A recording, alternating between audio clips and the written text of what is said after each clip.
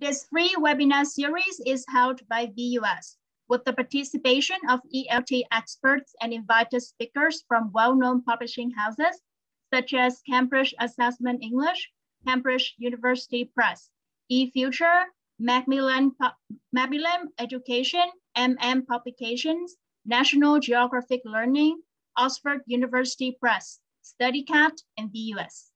We hope to bring you the most updated ELT trends and practical teaching methods and techniques so that you can teach your class more effectively.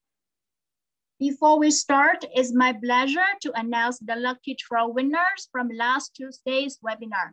These winners were randomly selected among those who completed our survey after the webinar. Let me show their names on the screen so we all see it.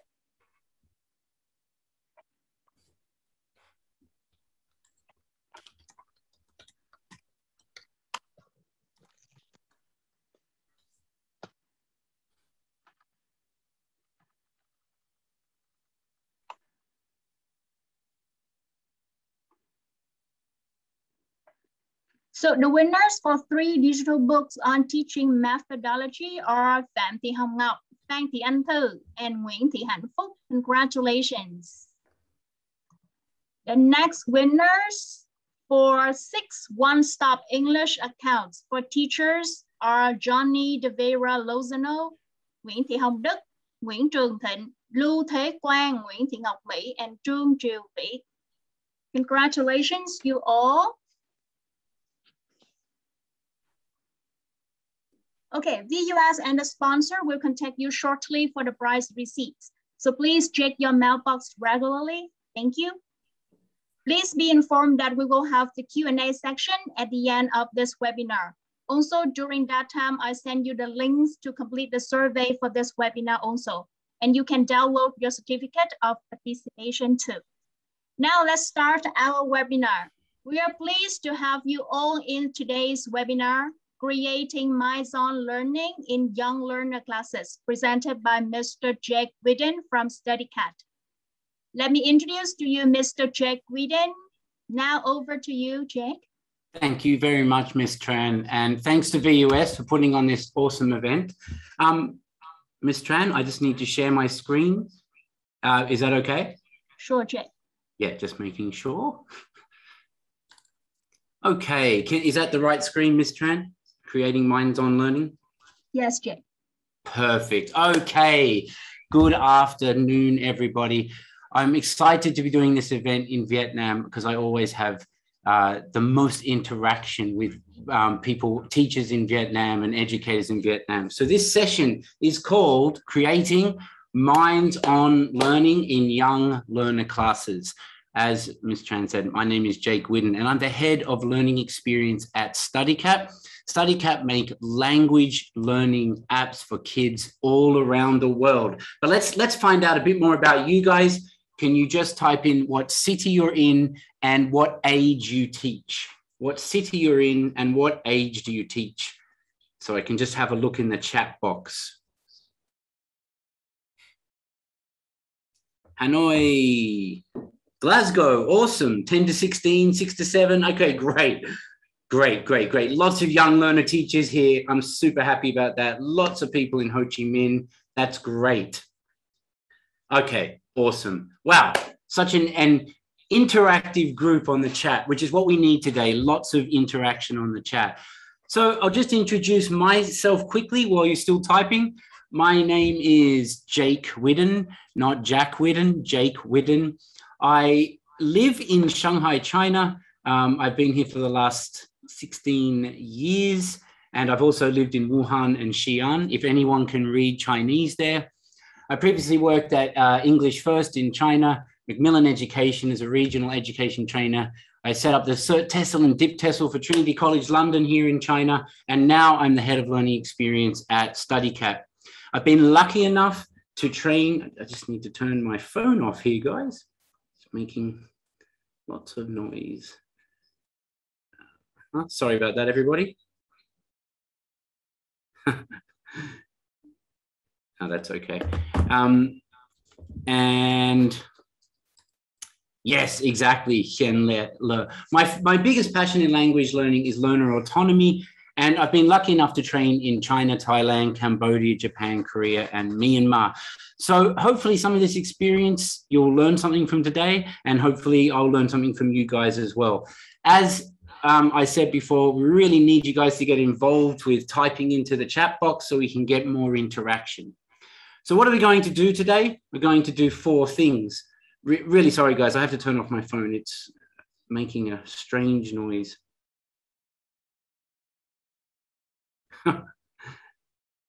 Okay, thank you. We're going to do 4 things today.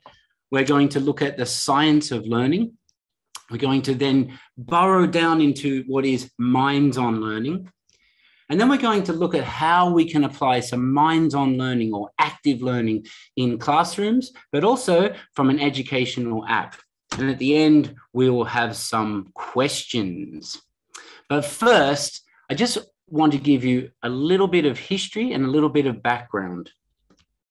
So when I first started teaching here in China, way back in 2004, most of the teaching I saw was quite teacher-centered. It was the teacher at the front of the classroom, and they were doing a lot of lectures, even though it was English teaching. There was a lot of focus on the board, so writing a sentence on the board, then the students would copy it down. A lot of test-based teaching, a lot of choral drills. You know, the teacher would stand at the front, say, apple, and the kids would say, apple. And I call this sort of repeat after me teaching. So there's a lot of this very teacher-centered, repeat after me, and all the kids have to do is sit back and they don't have to think too much. They also used to use video, but it was just staring at a video. And they were quite large classes and a lot of focus on textbooks. So do something on the board and then do something in a textbook. Luckily, we moved very quickly into student-centered teaching, which I'm sure we've all do at the moment. So that was where you saw a lot of games coming in, game-based learning. A lot of dialogues and role plays was the beginnings of student-centered teaching, where you could have kids talking to each other. We saw lots of pair work coming in. What I like to call it is ask your partner teaching. You know, the teachers at the front, they say, okay, you two together now, ask each other a question. That's where we have a lot more student-centered interaction. There was a lot of peer learning starting to come in. We had a lot of competition games, you know, 2 teams, teachers at the front, but the kids are yelling out something, so they're trying to compete. Class sizes started getting smaller because they realized that there was probably more opportunity for learning if the classes were smaller, and a lot more focus on tasks. And this is where we first started to see this real idea of TTT versus STT, which is teacher talk time versus student talk time. But I also saw a lot of schools getting a bit obsessed by this. And then they would say, teachers aren't allowed to speak, only students can speak. And then that gets a bit overly applied. And lastly, we see a lot of blended models there where there's a lot more tech coming into the classrooms. But what we've moved into now in the last 5 or 10 years is learning centered, right? We're really starting to move into this idea that classrooms should be all about learning. They should be all about whether kids have the best opportunity to learn. So that's where you start to see things like 21st century skills. I think every textbook in the world now mentions 21st century skills, first introduced by Charles Friedel, but really starting to think about things like the 4 C's. You start to see the rise of learner autonomy becoming very important. You see critical thinking. So critical thinking now is in so many textbooks, especially in teenager textbooks. You see things like visible learning. So John Hattie wrote the book Visible Learning, talking about how do we see learning in action, right? How do we see things up on the walls, what the students have actually done? A big focus on projects. We see a big adoption of the flipped model. So this is all about the learning happening at home and then coming to class to experiment with that learning. Lots of focus on self-correction and ed tech beginning to rise. So I'm very happy to say that we are now much more focused on learning-centered education. So most of what I'm talking about today with minds-on learning is all about this premise of moving from teacher-centered to student-centered and now moving into being very learning-centered. But we'll find out what all this means, right? We'll have a good look at what all this means. So learning-centered is really exciting because it's not just happening in ESL, in language teaching. We're seeing now a lot of cognitive scientists and neuroscientists from around the world working together with universities and schools, kindergartens, and language teaching to really trying to push learning to the next level. So we're seeing, and I will be referring to some of these guys today, but I think it's the demand high from Amir. I just saw Amir's comment there, but demand high from Jim Scrivener, right? So these cognitive scientists and neuroscientists used to be quite separated from education, but you'll see now they're just linked. So the old siloization of academia is now coming closer together. So that's one of the sort of backgrounds to today's talk. And the second background is last year when the schools closed, it was a shock for all of us, right? COVID school closures. I think a lot of us were unprepared, but we reacted very quickly. What I noticed talking to teachers and academic managers all over Asia was that the schools that had focused on learning-centered education, on critical thinking, on developing autonomy, seemed to do better because the kids that had already had some skills in learning and weren't relying on a classroom could then be at home learning in a better environment. And the other side of that is that it's really made us realize how important it is that our kids can keep learning when they leave the classroom, that there is this real opportunity to provide more learning opportunities at home. And I don't just mean more homework, I mean more learning opportunities. And I think parents are more involved as well. So that's kind of the background for where we're going to go today. The idea that there is a lot more connection with cognitive and neuroscience, and the fact that we want to encourage our kids to learn more, right? We want them to be more minds-on. We want to provide the best opportunities for learning. And that's what we believe at Studycat. So there are three people that I will keep referring back to, or a lot of this research, a lot of this talk comes from today, and a lot of the activities I'm going to do. Number one comes from Dr. Stanislas Dehaene, who is the chair of experimental cognitive psychology at the Collège de France in Paris. His book was only released in 2020. It's basically, he's a cognitive scientist, but looking at how our brains learn. It's a very accessible book. I recommend it to all of you. Some of the things I'll talk about come from Kathy Hirsch-Pasek, who's the professor of early childhood psychology at Temple University. She's all about using play and learning and how we can focus more on interactions and fun while we're learning. She wrote a great book called Einstein Never Used Flashcards, and again, a very useful book. And lastly, I'm going to be referring to some of the work of Andrew Huberman, who is a professor of neuroscience at Stanford, who runs an amazing podcast called the Huberman Lab, and he is pretty much at the forefront of what is happening with learning, and everything that he talks about is really grounded in research, but really up to date. So some of his research I'll be referring to is from June 2021. So that's the three guys. I'm going to try and consolidate that down into a 40-minute talk, presentation. So let's look at the science of learning. Get ready to start typing, okay? Oh, firstly, sorry, I need to play a game. So I'm just going to play actually, I might jump over that game today. I might just go straight into the science of learning. So I'm going to skip over that just because of the time. So with active minds on learning, we want to look at 4 things, okay? So I need you to start typing now. Let's have a look. The first one is, what do you think this one is? There are 4 parts I'm going to talk about. What do you think this one is? Perfect, Amir. Anybody else? No, not environment, but a good try. Enhancement, achievement, engagement. Yes. Okay. First one. Okay. Next one. What do you think this one might be?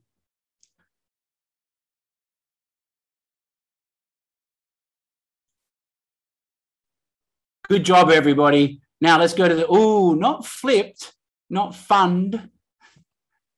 Oh, yeah, it might be. Friend entitled. That's a great one, Ewan. I like that one. Oh, David Bellion. You might be onto something there, David Bellion. Okay, next one. I'll tell you the answers in a minute, guys. What do you think this one is? Oh, Paul, that was a good one. Yeah, that one was easy, right? That was a lot easier because it's something you hear more often, right? It collocates well together. Good job, everybody. And the last one. This one's a little bit harder. I made it a little bit harder for you. Nice one. Who do you think? Oh, Fwong, very good. John Robinson, very good. Paul Granger, excellent. Okay, so let's have a look at these now, guys. There you go. Great job. So the first one, so these are the four. If you look at those three researchers, most of them come up with the same type of four things that they say need to happen for learning to happen. So number one, there needs to be active engagement in the learning process. That means that kids are maximizing the interactions with the learning material. There has to be, you can't be passive, just staring at something and hoping that that'll go in. You need to maximize the interactions for learning opportunities. Focused attention is about how do you get the brain to focus in on what it's about to learn. So it's removing distractions to keep kids on task. So if you're riding a bicycle for the first time, if there's lots of things happening around the kid, they will probably fall off the bicycle. If they've got a nice straight line to go on, they focus and they're really, it's active and they're focused, and then they can start riding the bicycle. So we want to try and remove distractions away because we want them to focus their attention in on what they want to learn. The next one, excitingly, is increasing challenge. The idea being that we need to make sure that the input is scaffolded and keeps moving forward.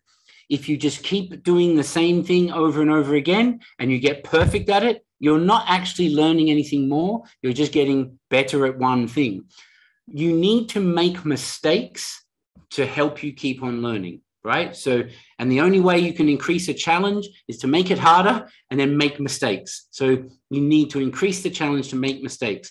Actually, what happens then, the mind then focuses in on the mistake, and then you've got your focused attention again. And lastly, we need continuous feedback. So at the moment, I find in my daughter's school, for example, she's 7 in an international school here in Shanghai. She does some homework or she does some work in class. She hands it to the teacher, and then maybe a few hours later, she gets back the feedback. Or maybe 24 hours later, she gets back the feedback. And most neuroscience now says that's just not how we learn. You need to be getting continuous feedback in real time, because that's when your mind is active. That's when your mind is having its focused attention.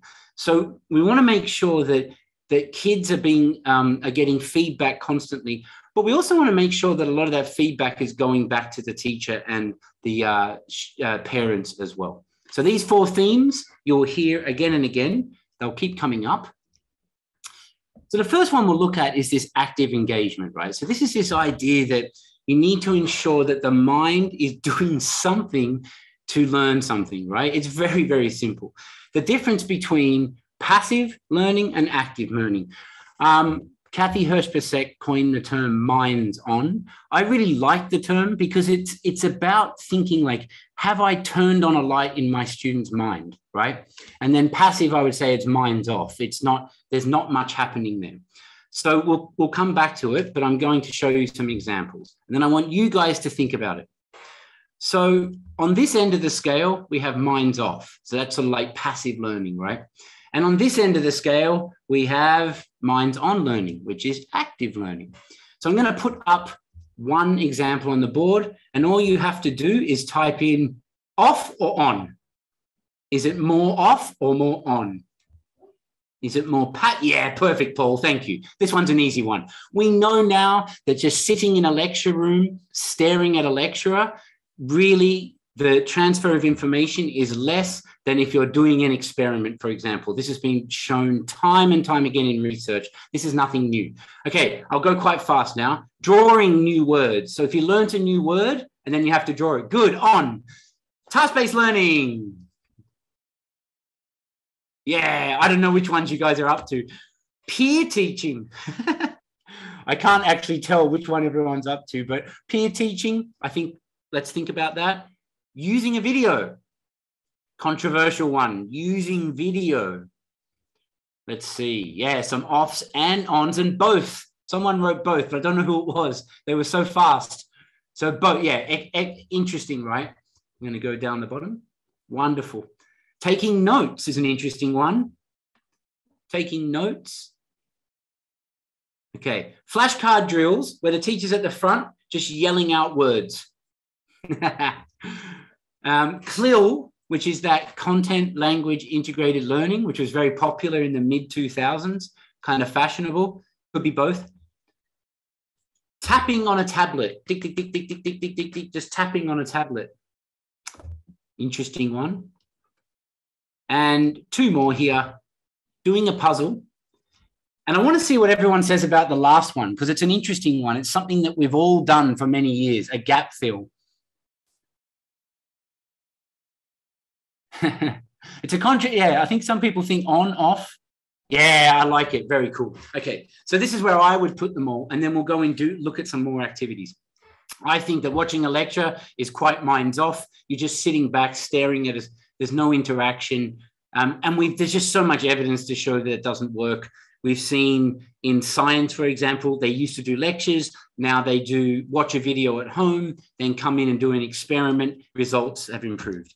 Drawing a new word. I'll come back to this one. Apparently, and there's a lot of neuroscience around this. We'll come back to this. TBL, of course. Peer teaching, because you have to think about, well, I'll come back to this one. This one's going to come back again. Now, using video, I've put in two places. Using video can be very passive. You can just say, watch this video, and the evidence shows that not much learning happens. But there is another way we can do video, which makes it quite active, which I'll come to. Taking notes, obviously a lot more active than just staring. Flashcard drills, quite not. CLIL. So this is where I would put everything, right? This is just my opinion. It doesn't mean I'm right. But the reason I gave you this concept is you can start to now think, okay, which activities am I doing? Should I be looking at more minds-on activities or more minds-off activities? Hopefully you're doing more of the minds-on activities, but it just helps you put them on a scale, right? So, but what does the research say? Let's find out, because otherwise I'm just making this all up. So let's see if this is supported by research. I'm going to show you a few different bits of research, and then we'll get into some activities. So the first bit of research is from our friend Stanlisis de Haan. I have to put the IPA to remember how to pronounce his name. But Stanlisis de Haan says he's all about mind-on learning and active learning. Many, many bits of research that he talks about in his books and over 100 published papers. And his main point is this: the guiding principle could not be clearer. A passive organism does not learn. Active engagement must be promoted. And this is just proven time and time again. There used to be a series called Baby Einstein, where you could just put your kid in front of a video and apparently they were going to learn. Well, the evidence from that is that no, it doesn't actually work. Yeah, exactly, Amir. And I'll get to that. How do we turn these passive activities into much more active activities? The teacher can achieve engagement only if the child or learner is engaged themselves, and making learning conditions. Now, this is the bit that I find most interesting. Making learning conditions reasonably more difficult, so scaffolded, will paradoxically lead to more engagement and cognitive effort, which then means more focused attention.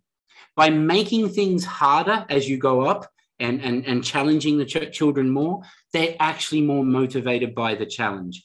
And a lot of the people I work with here in China, unfortunately, think, oh, no, we don't want to make it hard because it might make it too demotivating. But if you can get it right, then we see that there is more learning happening. That's the first one.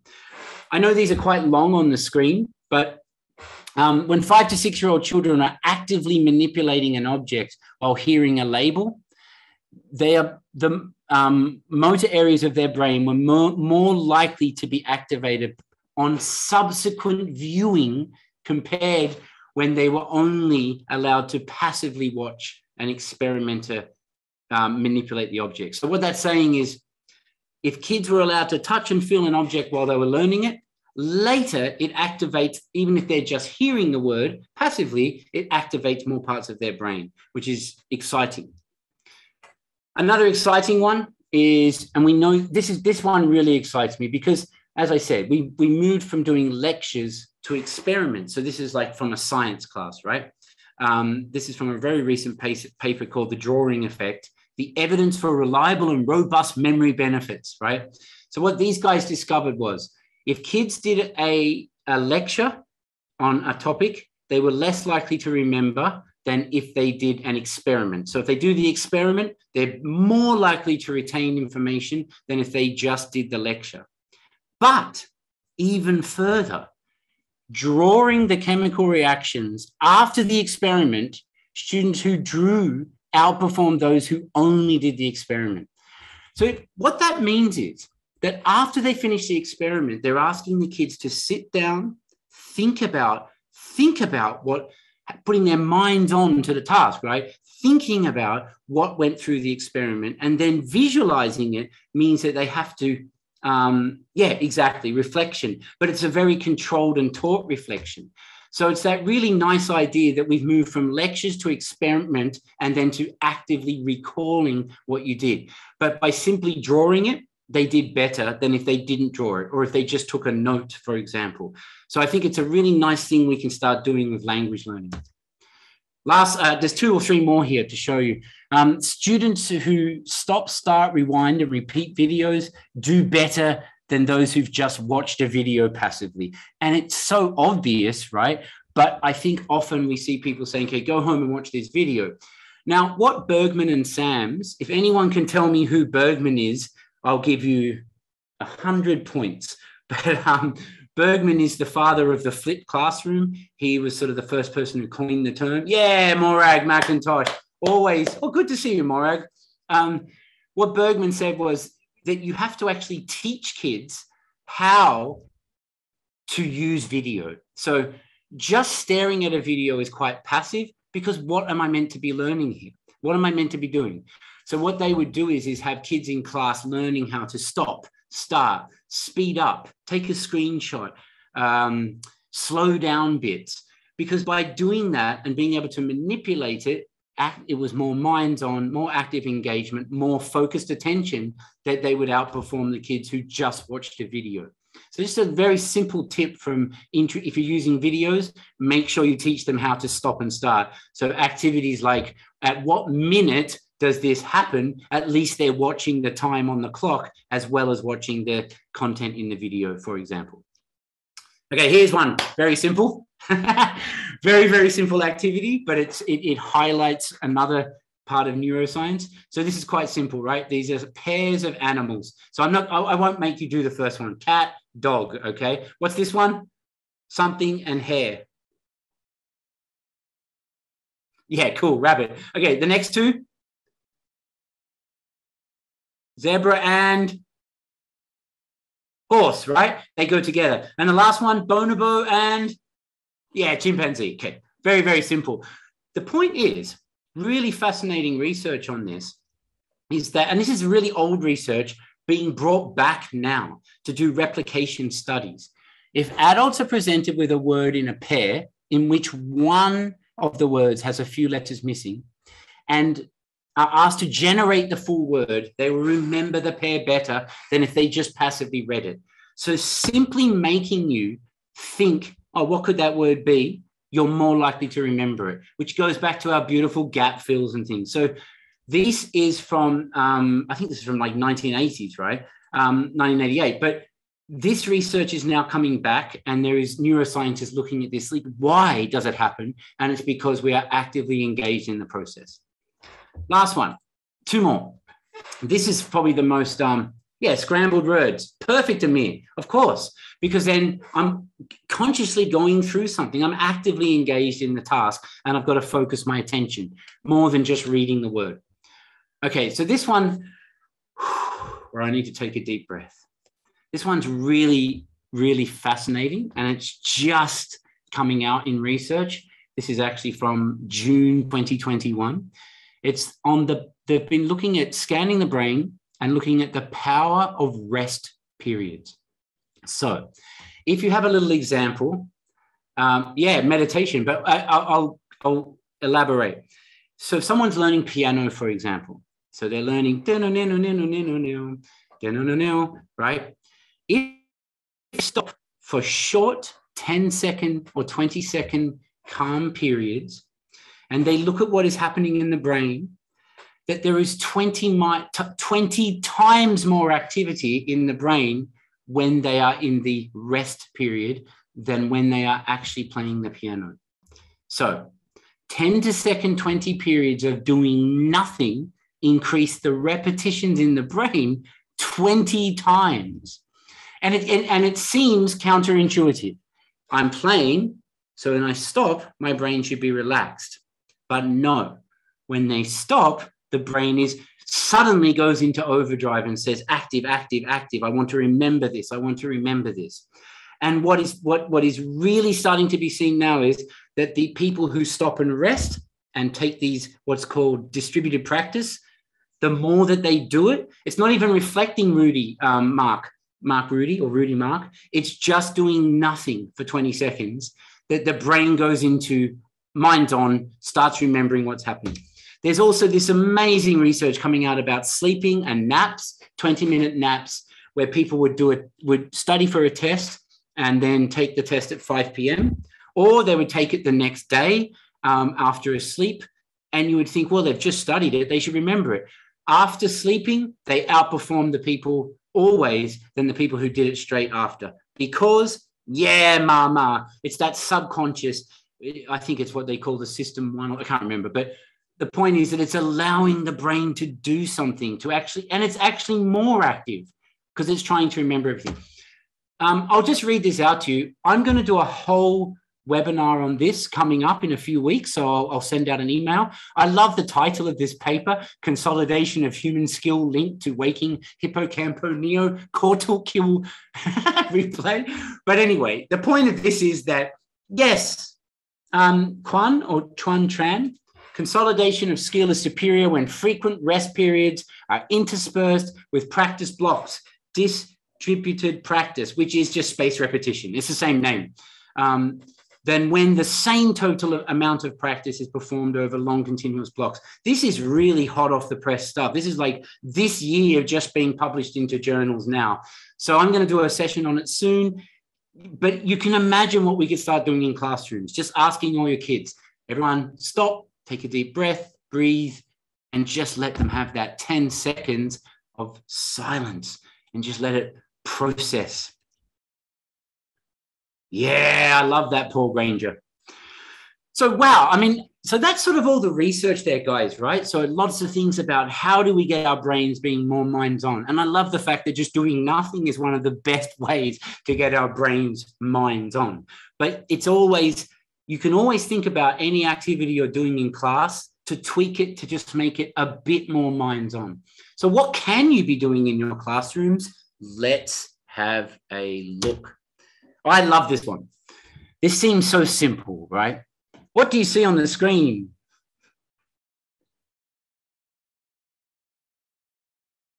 Yeah, I love that, Holly. Yeah, good to see you, Holly. 2 balls? Yeah, right? White ball and yellow ball, right? Perfect.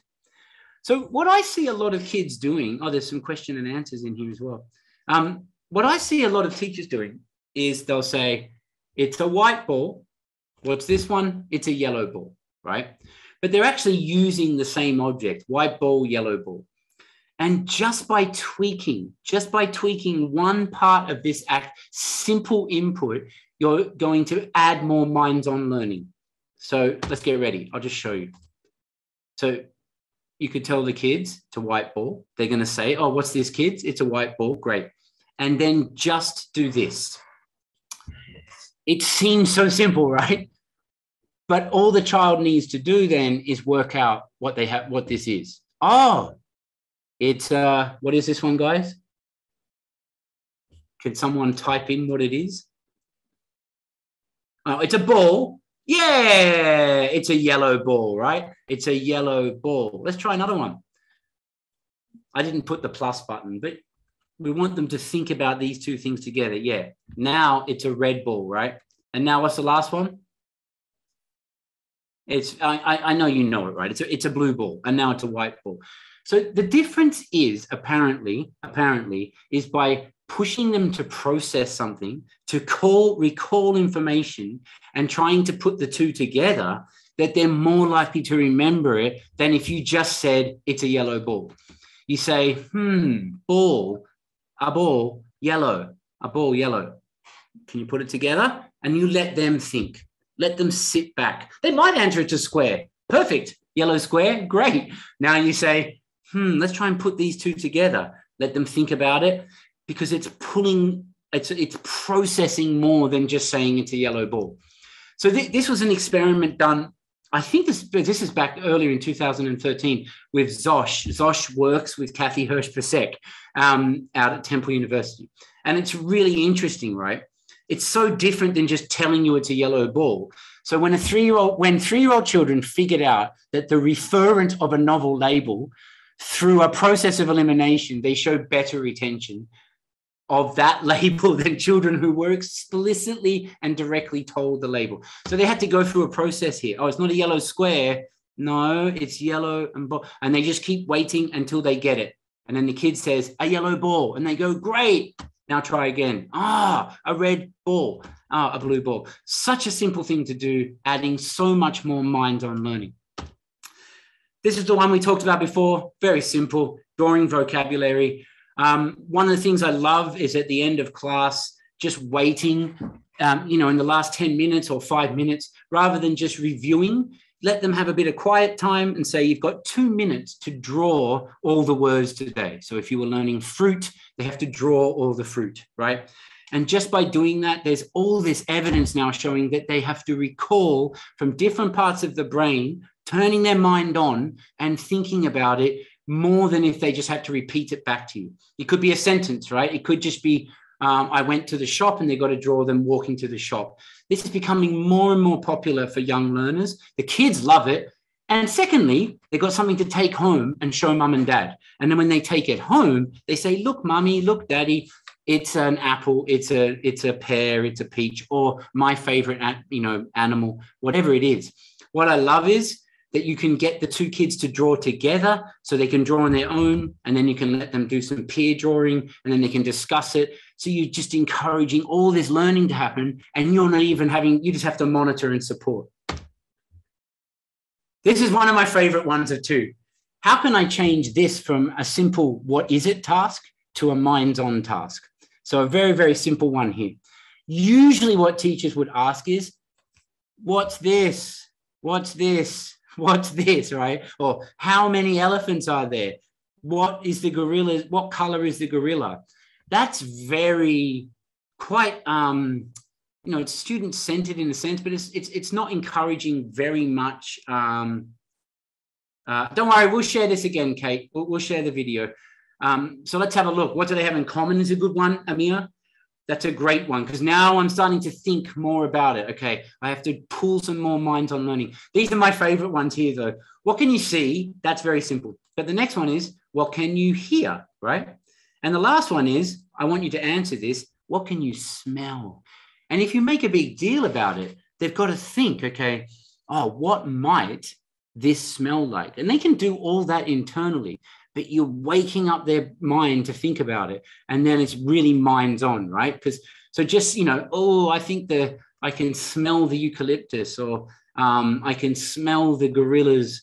And then they might not know the words, but at least there's something to then focus on. Really simple one. Okay, here's another one, because I want to try and get to some actual app stuff. This is a really simple one. Basically, you put up some pictures on the board, nice little warm up, and you just say to the kids, what can you see here, right? Yeah, it's shapes, right? Very simple, Miss Loveliness. What can you see? but let them really think about what they can see. So let's try and push ourselves a bit here. For me, I can see a bicycle. It's a really fast bicycle. Yeah, right. Now you're starting to get what I mean. Now, adults always say, I can see a house. I can see the clouds, right? Kids might take it a bit further, right?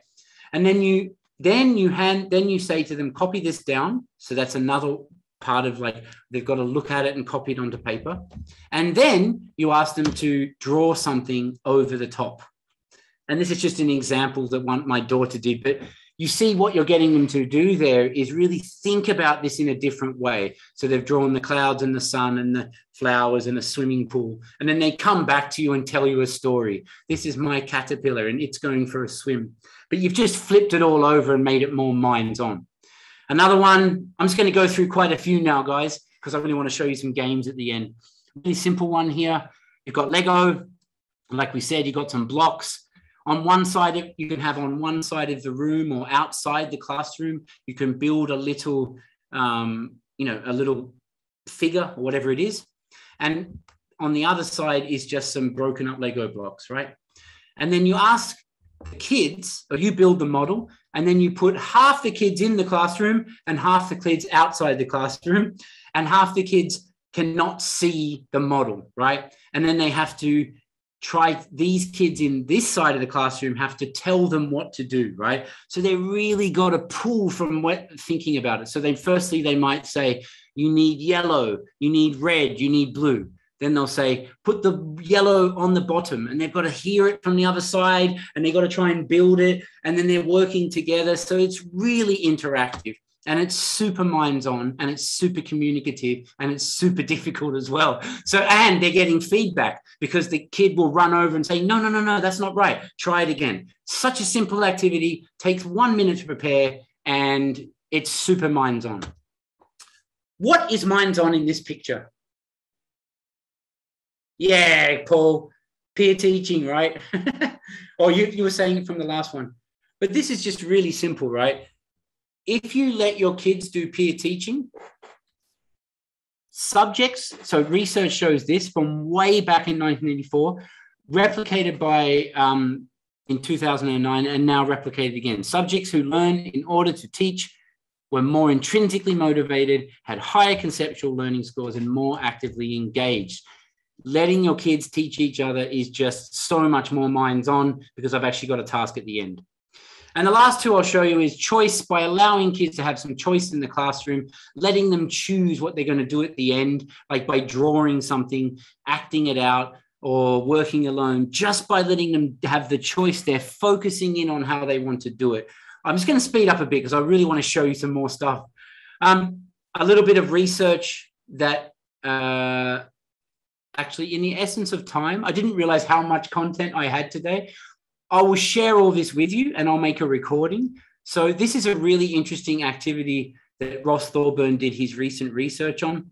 He had 4 activities and he wanted to see how much meaningful communication was happening in each of these activities. In the first activity, it was just a birthday party invitation. In the second activity, it was directions in a supermarket. You had to ask your friend which way to go. In the third activity, it was design a shopping center and then ask people questions about your shopping center. And the last one was a food survey.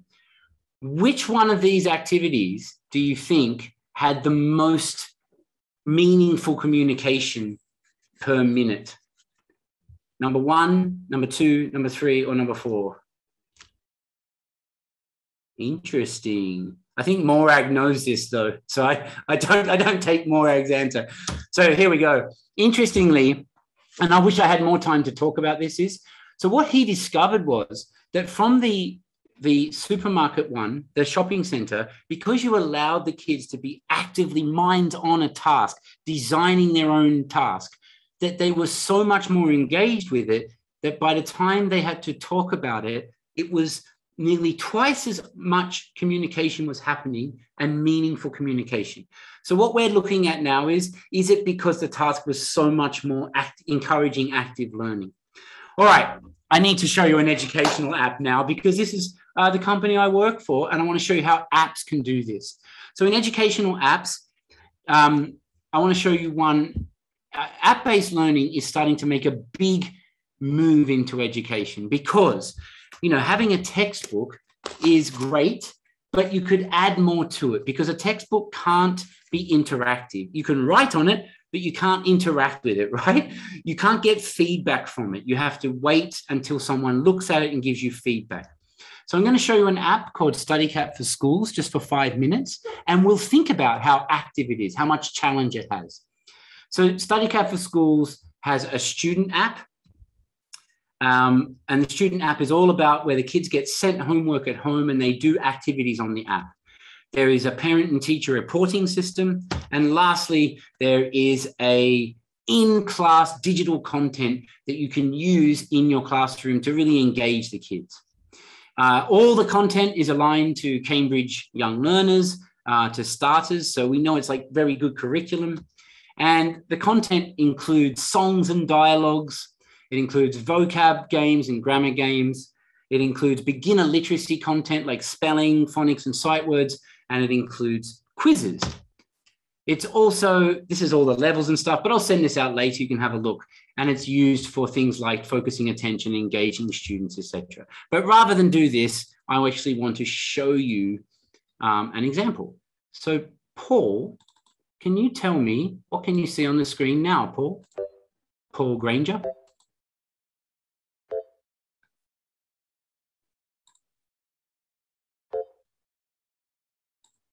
Guys, can someone tell me what they can see on the screen? Nothing yet? Okay, let me try again.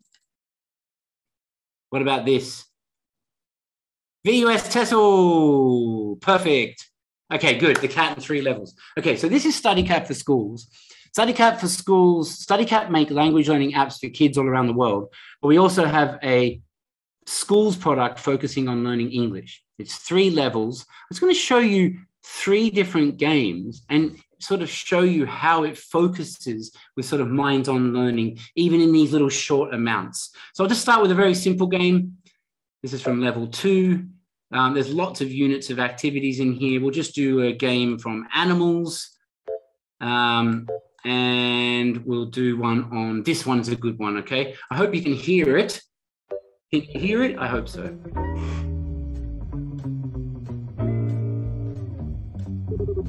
Okay, I'm just going to play it for like 1 minute, okay? A dog. 2 birds. A dog. A mouse. Ah, no. A bird. Okay, a bird. No, not a mouse. 2 Okay, now 2 dogs.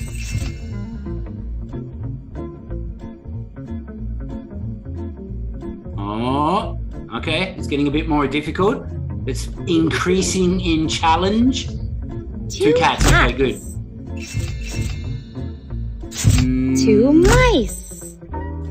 Oh, not a rabbit. No. Okay, a rabbit. Good. 2 2 mice. mice. Oh, 3 rabbits. Oh. 2 Yep. cats. Okay. A One more dog. game. No, not that one. No. A mouse. Okay, so really simple there, right? So when we're looking at a few more games, all I want you to do is just think, is this actively engaging them? Is this challenging them? Is it focusing their attention? And how do they get feedback? So in that game, I'll just give you an example.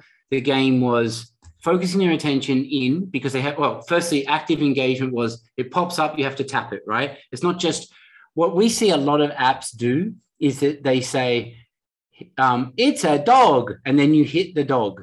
That's not very active.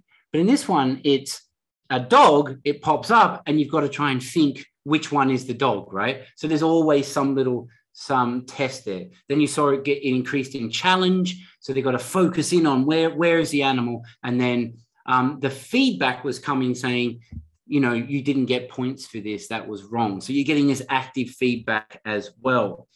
I'll do another game now. I'm going to choose this very, very simple game. And then I'll do a little bit more of a difficult game. This is about fruits. And you can just see how it increases in challenge, okay? And how it's getting the kids to focus in on simple vocabulary in just these games. But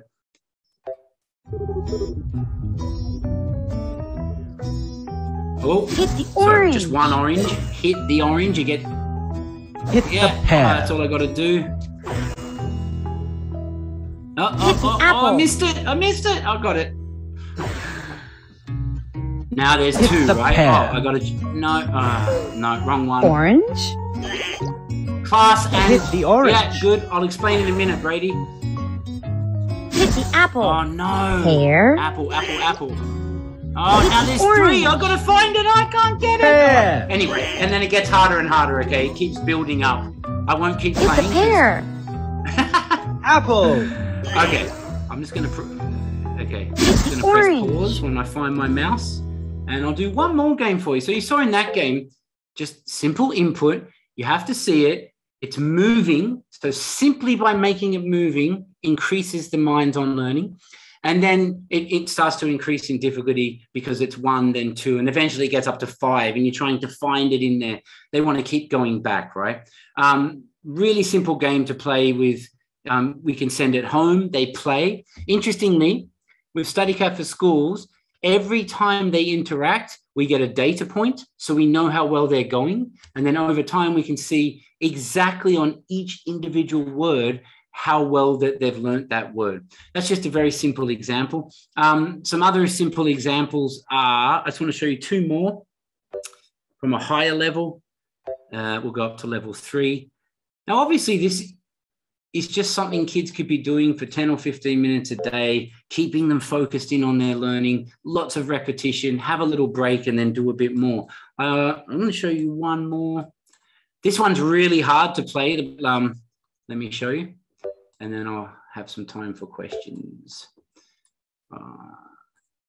So this is just this is a really hard game for adults to play, and it's meant to be played. I'm going to try and play with my mouse. It's really simple. You are bigger than a shrimp. Oh, where's he gone? I got it. I'll You play are again. smaller Sorry, than a I fish. already died. Hold on a second. Hold on a second. You are So what bigger happens in than this a game is you have shrimp. to eat all the shrimp, right? Or the Shrimp. prawns. And once you've eaten enough, you can eat a fish. Shrimp? Shrimp? Anyway, That's nice.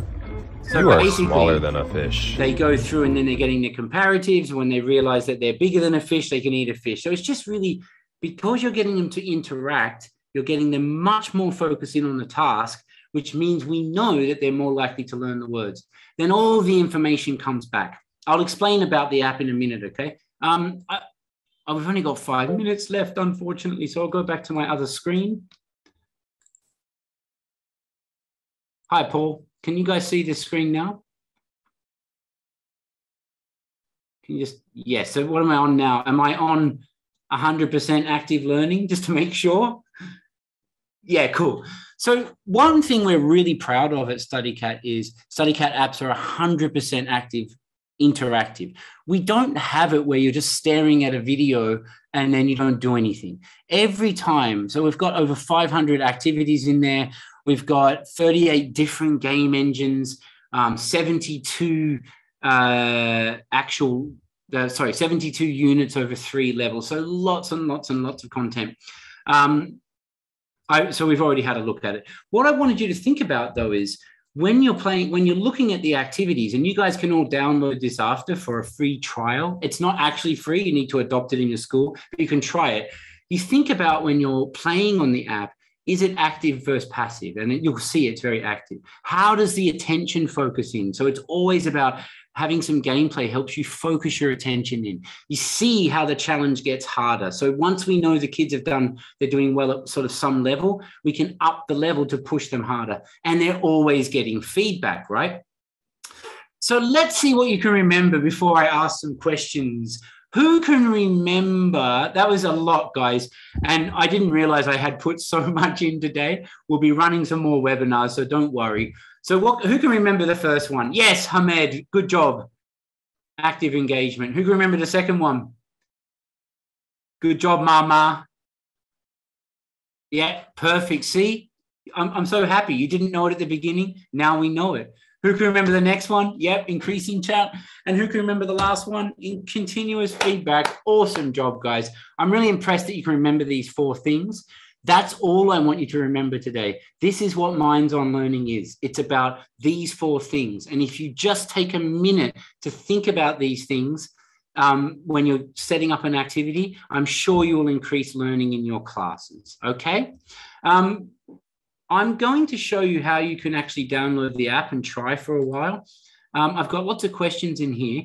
I think if you can just stay on for 5 minutes, I'll answer some questions and then I'll show you how you can download the app if anyone doesn't mind. So would matching a word in a picture be, yeah, that's a good idea. I think you were saying like just looking at a picture and looking at a word is more than just looking at a word.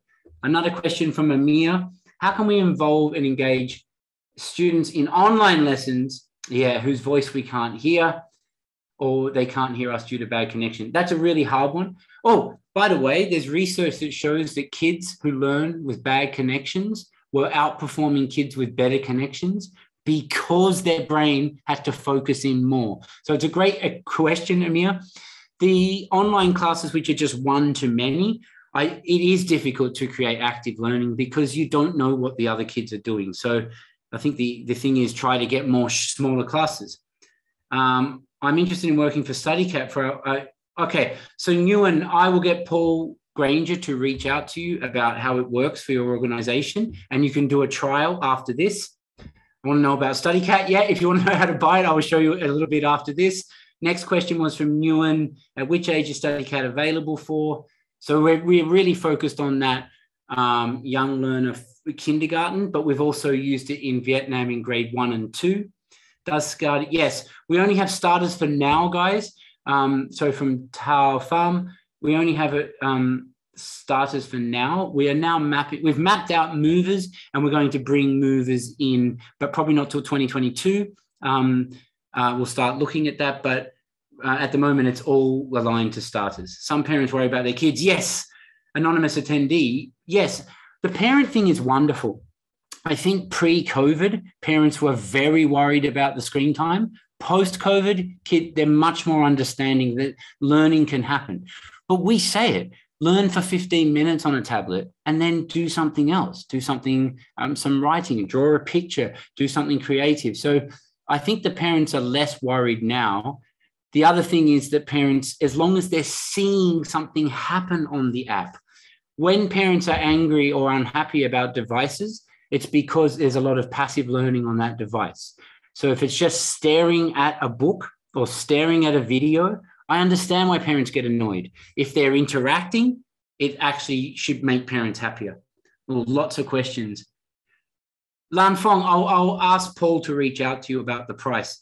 There are some students who minds up, they're not engaged to learn because it's not their favorite subjects. Yeah, I mean, that's about motivation. I've got a lot of webinars on motivation. That's about finding content that's going to be interesting for them. Last one. Well, Angelina, that's a great question. Is it for practice or assessment? What is wonderful about Studycat for Schools is that it's every interaction on the app is an assessment. It's just that it's a fun assessment. So for every interaction, you get data back on that child in real time. You can see exactly which words that they've learned or not learned, exactly how well they're learning. You can see all your class together and how well they're learning. So it's not an assessment, but everything in the app is assessed, if you know what I mean. Well, guys, that was a lot of questions and a lot of people. I want to show you how to download. I'm going to, Ms. Tran will send out the PDF after this.